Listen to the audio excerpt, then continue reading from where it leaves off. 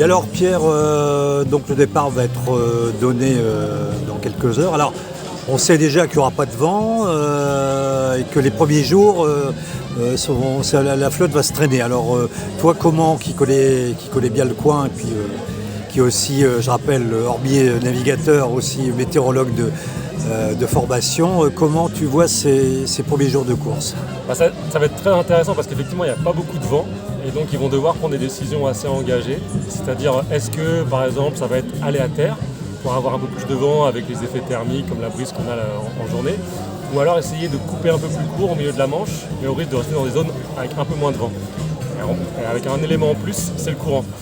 Et donc en fait en fonction des heures de courant, il va aussi y avoir des décisions à prendre. Où est-ce que le courant va être le plus favorable?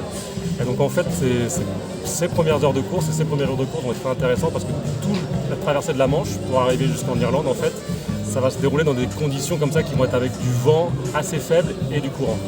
Donc très, très tactique. Donc ça veut dire en gros, si je comprends bien, il y a deux options. Pour le départ, grosso modo, soit c'est de partir au large pour faire le plus court, soit c'est de partir à terre pour avoir un peu moins de courant contre et un peu plus de vent. Je pense qu'ils vont probablement aller à terre, mais comme après le courant va s'inverser, que la brise va se renforcer ou mollir, en fait, dans la suite du parcours, en fait, il va sans doute y avoir des options assez différentes et ça va être intéressant de suivre. Ça veut dire, les organisateurs vont refaire un point quand les bateaux arriveront au niveau du Fastnet pour voir s'ils vont devoir raccourcir le parcours. Ça veut dire que cette première semaine de course, les premiers jours de course, ça va vraiment aller au ralenti, quoi. En tout cas, ça risque de créer des écarts. Parce que dans ce type de conditions, des fois, il y a des bateaux qui arrivent à avoir la petite risée et à faire des gros écarts. Et des bateaux qui restent un peu collés parce qu'ils sont dans une zone sans vent. Et donc, du coup, il risque d'avoir une flotte qui est assez étalée, quoi. Et après, effectivement, ça va être assez lent. Et donc, il est probable, c'est même sûr que les organisateurs vont réfléchir à raccourcir le parcours si besoin pour que la course ne dure pas trop longtemps.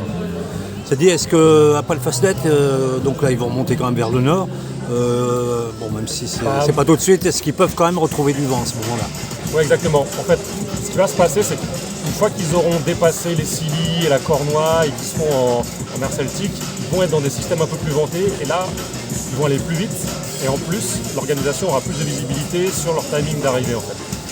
Donc le moment vraiment lent, ça va être la traversée de la Manche, de sortir de la Manche. Ça dit les possibilités de réduire le parcours sont quand même limitées, quoi. Ils peuvent couper en passant au sud des Shetland, en fait. Exactement. C'est-à-dire que soit ils vont passer au nord des Shetland, soit l'organisation leur permet de passer au sud des Shetland, ce qui est la seule possibilité, parce qu'ils ne vont pas pouvoir traverser l'Angleterre. Alors là aussi, c'est difficile à prévoir, mais est-ce que toujours le fait alors, quelles que soient les positions adoptées, hein, bien sûr, est-ce que l'éventualité d'une arrivée pour dimanche prochain reste possible? Oui, ça reste ouvert. Ouais, ça reste possible. Tout va dépendre de quel jour, à quel moment en fait ils sortent de la Manche. Parce qu'après ils vont être dans des conditions plus établies. Il y a juste un petit doute aussi, c'est sur la fin. Si la zone anticyclonique reste présente entre Douvres et Calais pour la fin de parcours, ça peut aussi allonger un petit peu le temps pour les concurrents.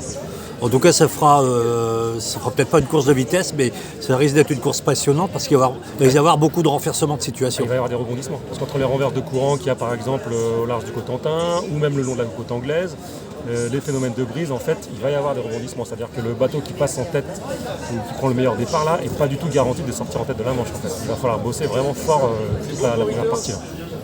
Ok, merci.